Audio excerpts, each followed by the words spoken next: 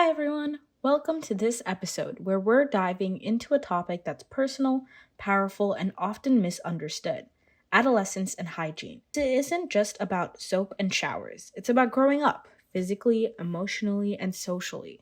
We're going to talk about all the things that happen during this wild ride: body changes, brain rewiring, setting boundaries, and understanding your identity. Whether you're in the middle of it or just starting out, the space is a safe space for you. Let's walk through it together. Now, let's start at the very beginning. What is adolescence exactly? Adolescence is that incredible stretch of time between childhood and adulthood. Think of it as a bridge, a transformation zone, a time of profound change. Your body is changing, and that's puberty. Your brain is growing, and that's neurological development. And your sense of self is forming. That is identity. It's like all the systems in your mind and body are updating at once. And yes, that can be confusing. One day you might feel like a confident young adult, and the next, like a little kid again. That's normal, and every part of you is under construction in the best way possible. Now, why does one's adolescence matter? Well, sometimes people treat adolescence like something to just get through, a phase that's awkward and annoying. But the truth is, adolescence matters, big time. The way you start forming relationships now, the way you deal with hard emotions, set boundaries, or talk to yourself, those habits can shape your future in ways you can't even see yet. This is when your beliefs begin to solidify. It's when you start to figure out what you stand for, what you love, and how you want to show up in the world. Alright, let's talk about one of the most noticeable parts of adolescence: your body.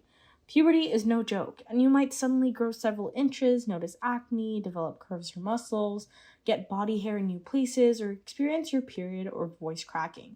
It can feel like your body is changing faster than your mind can keep up. And then there's the whole issue of body image. You're seeing yourself in the mirror while also scrolling through polished, filtered images online, and it's easy to feel like you don't measure up. But let's say this clearly: your body is not meant to be compared, it's meant to be cared for. Everyone develops differently, some early, some later, some visibly, some more subtly. And there's no wrong or right pace. And the way your body looks says nothing about your work. Speak to yourself with the kindness you'd show a younger sibling. Now let's get into the practical stuff. Hygiene isn't just about looking good, it's about feeling good. And these daily habits, they're tiny acts of self-respect that add up in a big way. So here's your checklist. Shower every day or after sweating. A clean body feels refreshed and helps avoid skin issues. Brush your teeth twice a day, and yes, flossing matters too. Oral hygiene is connected to overall health. Use deodorant to manage body odor, especially as your sweat glands get more active during puberty. Change into clean clothes, including underwear and socks, every day, and wash your hands regularly, especially after the bathroom and before eating. Now, let's bring in a real-life scenario. Meet Ava. She's 13 and used to enjoy gym class, but now she avoids it. Not because she doesn't like exercise, but because she feels self-conscious changing in front of others. Her body is developing faster than her friends. She sees girls online who look thinner, taller, more put together, and starts feeling like she's falling behind or standing out in all the wrong ways. No one says anything, but the pressure builds quietly, silently. This kind of story isn't rare. It's happening in classrooms, locker rooms, and bedrooms all over the world. Ava's story reflects what many teens feel but don't always talk about. So, what's really going on with Ava? She's dealing with body image distress and social comparison, two things that hit hard during adolescence. Her thoughts aren't coming from what others say, but from what she's internalized, the belief that she's not enough. So how can Ava, and anyone feeling this way, start healing?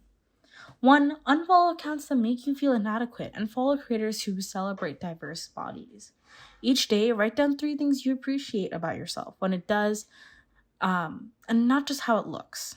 Learn that everyone's puberty timeline is different. You're not behind, you're becoming. And that is how Ava begins to shift, not trying to change her body, but by changing how she sees herself. Now, have you ever felt like you're on an emotional roller coaster? One moment you're hyped, the next you're angry, and then suddenly you're crying at a video of a puppy. Welcome to adolescence. These mood swings don't mean you're unstable, they mean your body and brain are undergoing major hormonal and neurological changes. Your emotions are bigger, louder, and sometimes harder to control. And that's not a failure, that's development. Now, it takes time to learn emotional regulation, and the first step is recognizing that what you feel is valid. Let yourself feel it, but let yourself learn from it. Emotions are messengers, not the enemy.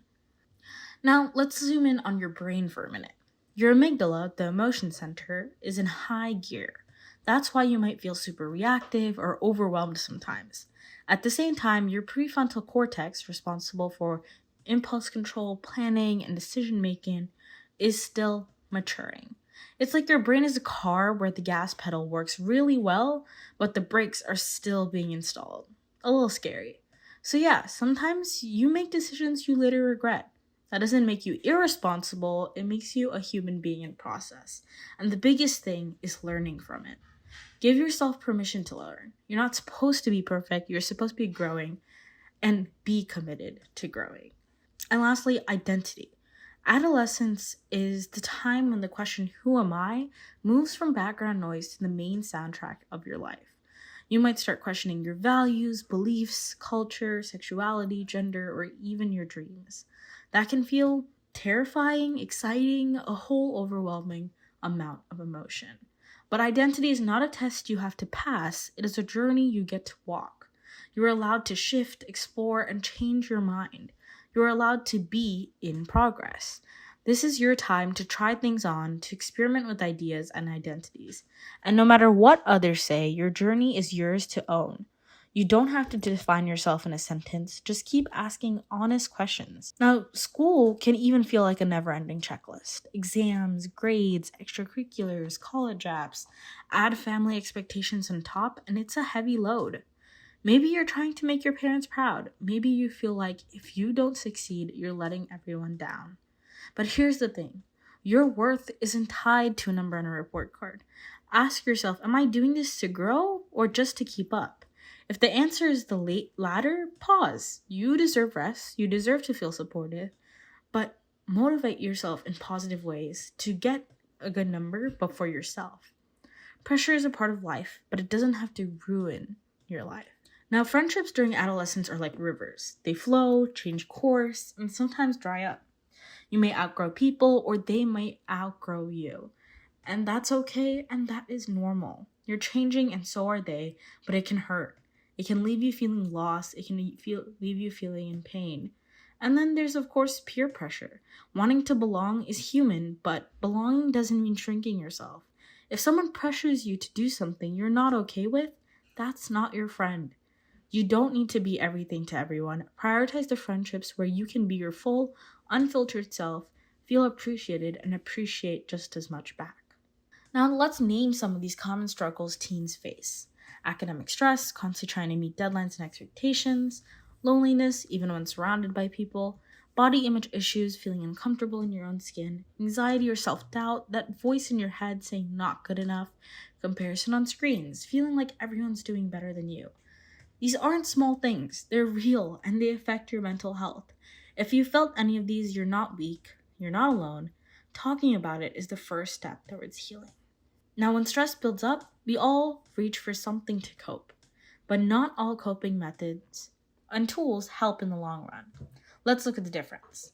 Healthy tools might include movement, such as going for a walk, creativity, such as drawing, writing, making music, even breathing or simply talking, opening up to someone you trust, and of course, setting boundaries, saying no when needed. Now, unhealthy tools might feel good at first, but cause harm later. So bottling up feelings, withdrawing completely from others, skipping meals or obsessing over food, scrolling for hours without thinking, or letting self-criticism take over. You deserve to cope in ways that restore, not drain you. Your emotions are valid, and so is your healing. So let's talk boundaries, especially online. Social media can trick us into thinking everyone's life is perfect, but behind every polished post is a real person with struggles too. If your feed makes you feel small or not enough, it's okay to unfollow. It's okay to log off. It's okay to protect your peace. Follow people who inspire you to love yourself, not people who look cool. And boundaries aren't about shutting people out, they're about inviting the right energy in. You don't owe anyone access to your thoughts, your time, or your emotions if it's costing your well-being. But if they're there for you, let them in. Here's what boundary setting can actually sound like. I can't talk right now, I need space to recharge, but let's connect again. Or let's talk again. That joke made me uncomfortable. Please don't say that again. I need to rest tonight. Maybe we can out another time tomorrow? It can feel scary to speak up, but remember, boundaries are acts of self love. It's okay to disappoint someone if it means protecting your mental health, but be aware of the situation. People who truly care about you will understand, and if they don't, that's information, not a failure. Let's look at another case. Maya's the friend who's always there, always saying yes, always picking up the slack, but lately she's feeling invisible, like no one notices how much she's giving. She's exhausted, anxious, and starting to lose herself. Maya's dealing with something a lot of us face, burnout from chronic overcommitment. When you give and give without pause, it's easy to feel empty. Helping others is beautiful, but not if it costs your well-being. Here's how Maya can begin to recover. 1. Let's start by saying soft no's. Not today, or I wish I could, but I really need to rest. Let go of guilt. Saying no doesn't mean you're selfish, it means you're wise. Take 10 minutes a day to reconnect with yourself through a walk, journaling, or just silence. And of course, reflect daily. What do I truly need today? Not what others expect, but what do you need? When Maya chooses herself, she becomes a better friend, student, and person, not a worse one. Burnout is not a badge of honor. Rest is not weakness.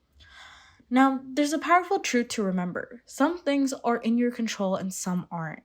You can control your actions, your attitude, your choices, but you can't control how people react, what others think of you, or what's already happened. That's where support comes in. You don't have to do this alone. Talk to a trusted friend, reach out to a school counselor, call a helpline if you're struggling.